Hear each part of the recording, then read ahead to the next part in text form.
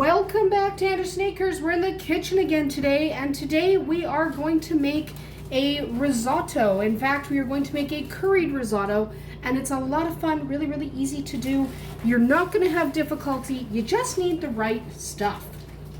So we are going to make it with chicken, and we're not going to add any vegetables to it, mostly because the person in the room with me who wants the risotto doesn't like any vegetables. But I will tell you when it would be the right time to add vegetables, okay? Such as peas or anything else you'd like, broccoli, whatever you like. So we're first gonna start. You're gonna need about 2 cups of chicken broth in a small pot. Have that on low heat so it's warm. To that, add 1 cup of water. So you essentially now have 3 cups of liquid in here. So we have chicken broth plus water. 3 cups total. 2 cups of chicken broth, 1 cup of water. You're gonna let that just simmer. Don't have it on high heat, just simmer. So now we're gonna get some butter, and we do have to use butter. It's really important to use butter for this. It just tastes a lot better, and I just need to find a knife. So we just need a little bit of butter. How much?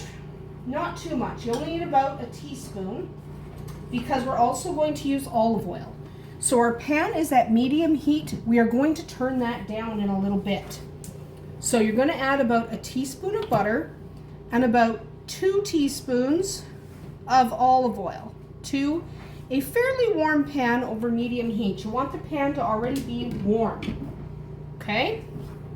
You can put the olive oil away. You won't need it again, but you will need the butter, so don't get rid of the butter.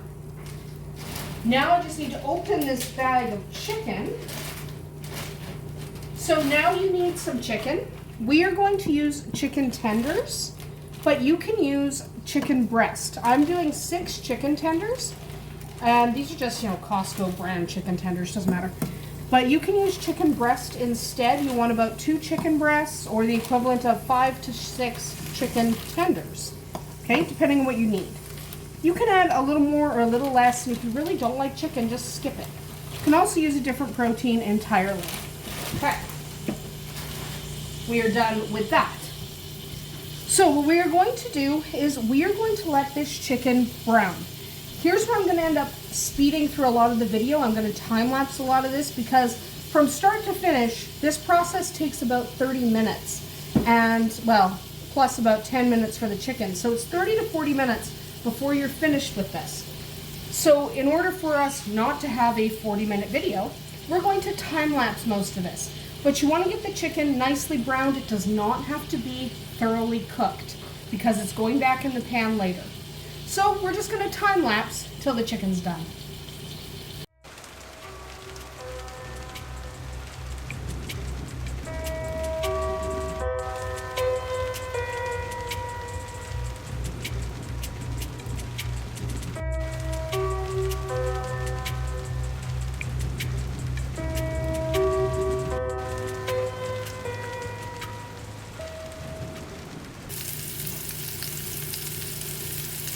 All right, our chicken is sufficiently browned. It is not thoroughly cooked, and that's okay. We're going to remove the chicken to a cutting board and let it rest for a little bit. It is going to rest mostly while we're preparing the risotto, then it will get chopped and added back later. So right now, just take that off the pan. Don't cut it right away, let it rest. But it is not thoroughly cooked. So in the center, these pieces of chicken will still be raw. That's fine, because they are coming back into the pan later. So now what we're going to do is we're going to add 1 cup of arborio rice to the pan. You can use an arborio or a sushi rice. This is what we use. You really do need this kind of really tiny rice because it works much better. You want to get your spatula and get this covered. And you're going to reduce your heat to low, okay? Because we don't want it getting all gross and burnt. Okay, we are now going to need some white wine vinegar. How much? About 2 splashes. Okay, not a ton. 2 splashes. Just enough to get the flavor in there, okay? And now we're going to need a scoop or a ladle, and we're going to ladle about half a cup into here at a time. Okay? And we're going to get this cooking. Make sure all your grains are down in that water. Okay? And you want your liquid sort of bubbling. So if you need to turn your heat back up, you will at some point need to turn your heat back up. We're just reducing it now so we don't start burning it. But we will go up to about a medium-low heat in a minute. So now we're going to slowly start adding our ingredients. We're going to add 2 teaspoons of garlic powder.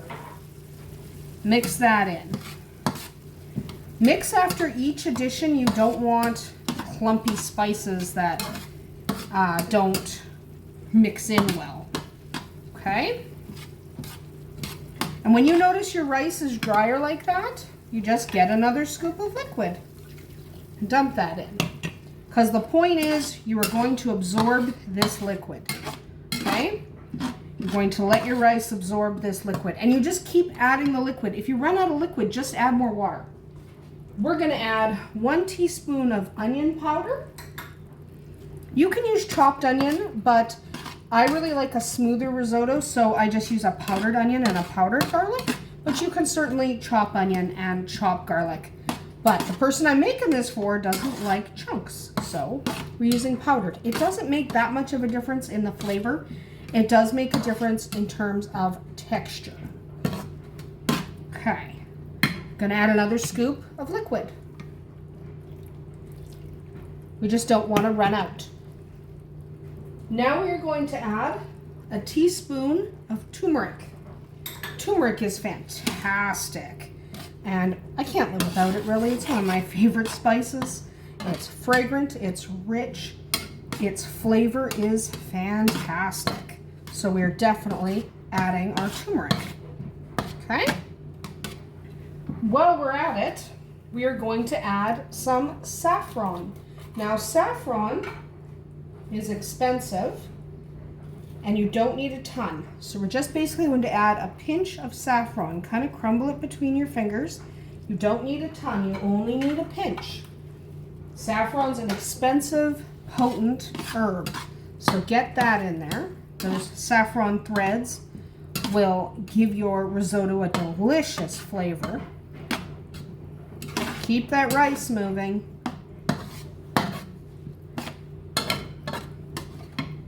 Now we're going to add 2 teaspoons of curry powder. Love curry powder. Get that mixed in. That's what makes this such a bright yellow. That and the turmeric. So we want lots. We're going to add another scoop of liquid. If you think you're going to run out of liquid, add some more water to your pot. You probably will. You'll probably need another cup or so, depending on how quickly your water is evaporating. Because the whole point is you don't put a lid on, you just keep that rice moving about the pan. And it turns out delicious and soft.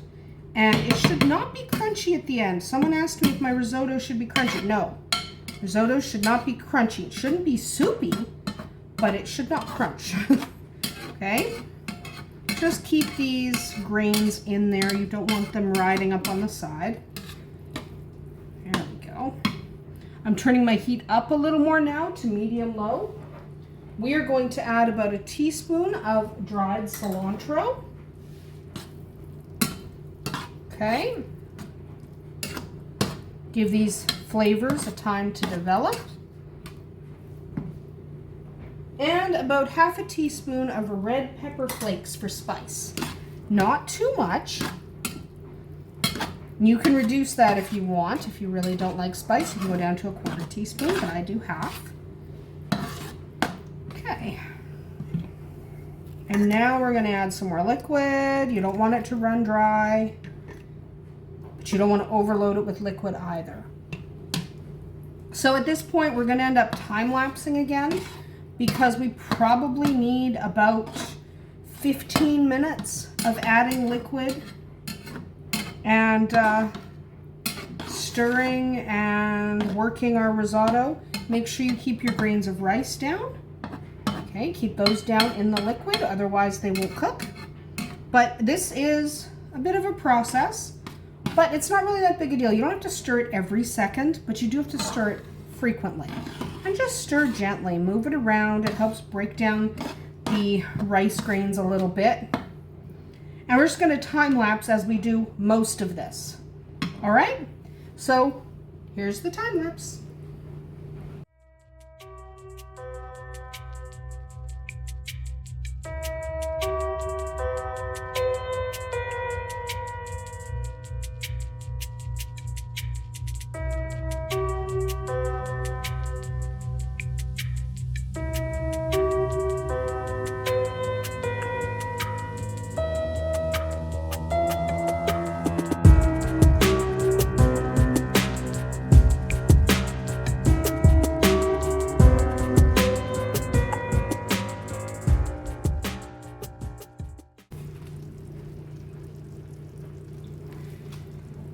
All right, we're almost there. So this rice is not done, okay? It takes a long time in the water to really absorb and kind of finish being risotto. So what we're going to do now, though, is add our chicken back in. So while that was time-lapsing, I took the opportunity to chop the chicken. And so now you just want to put the chicken in. Remember that chicken is not going to be completely cooked, and that's fine. We don't have a problem with that.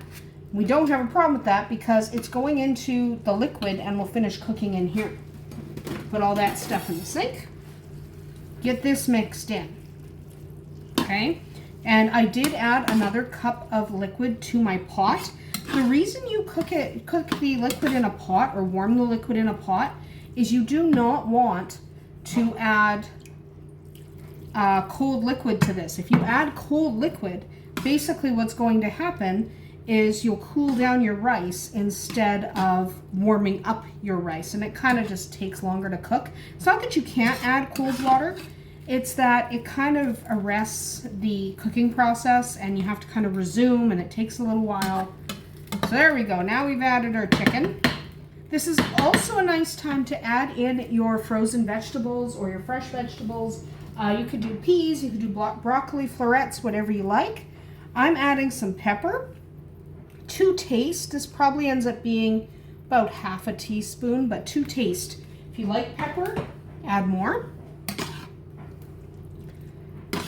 And there we go. Mix that pepper in. You notice that chicken's already finishing cooking in there because it's cooking in a hot liquid. So we're gonna get that in there nicely. Then we're gonna get some salt. Again, this is to taste.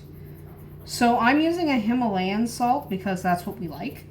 But you can use a kosher salt or even a table salt. It doesn't matter. Whatever salt you enjoy. And I'm probably adding about a teaspoon here, but it can be to taste. You can add more near the end if you find it's not salty enough for you, because everyone's a little different. Here we go. And what I'm going to do is, here we go, is add the rest of my liquid. So now I will have had a total of 4 cups of liquid. I'm going to turn off that back burner because my pot's empty. And now we're just going to let it finish absorbing. So again, I'm going to end up time-lapsing. Remember to get all your kernels in here. Give your pan a shake to get everything nice and level. You just want to finish absorbing now, and you just want to make sure all the grains of rice are pushed down off the side because you don't want any grain of rice not absorbing enough liquid. So get it all in the liquid, and now we're just going to let that liquid evaporate, and we are going to continue stirring, not continuously, but not never. So it needs a lot of stirring. So we're going to time-lapse that now, and I'm going to wipe up the little mess I made. How about that? Clean up messes as you go, it's just easier. There we go. So now we're just going to time-lapse again because you don't need to watch untime-lapsed me stirring rice. So let's continue our time-lapse.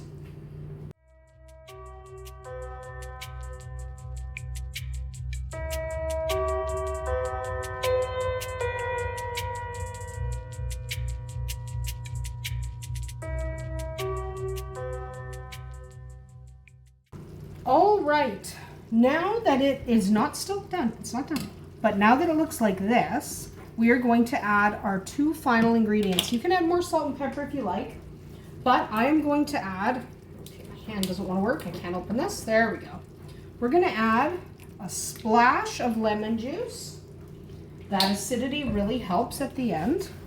So a splash of lemon juice. We're going to turn the heat off now because, well, it's not done, it's going to finish in a minute. And we're going to add what amounts to about half a cup of butter, which sounds like a lot, but remember, if this is a side dish, you're probably splitting it amongst 4 people.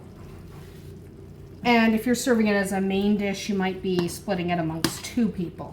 So you want to melt that butter in there. And we just want that butter to thoroughly melt. And just checking the recording time, this has taken 40 minutes. So yeah, it takes a while to make. You could make it faster by using chicken that's already cooked or by skipping the chicken. But essentially, that's how long risotto takes. It takes about 30 minutes on the pan. And you know you have the right consistency when you separate your risotto and it slowly flows back together. If it flows back together really fast, then it's too soupy and needs longer on the heat. If it doesn't flow together at all, see, it flows. If it doesn't flow together at all, then it's not liquidy enough. It's too dry, and you may have to either start over or add more liquid and see if you can save it. But this is just about perfect. So we're going to pop over to the counter, plate it up, and take a look at how it is when it's finished. And there you have it. Finished curried risotto. It's delicious, nutritious, and a lot of fun to make. Remember, you can add vegetables. I chose not to because of who I'm making this for, but it is perfect just the way it is. Remember, when you shake your plate, it should jiggle. Okay, if it doesn't jiggle, then it doesn't have enough liquid. But that's about it for us here today at Andersen Acres. I hope you enjoyed making a curried risotto. We'll see you tomorrow.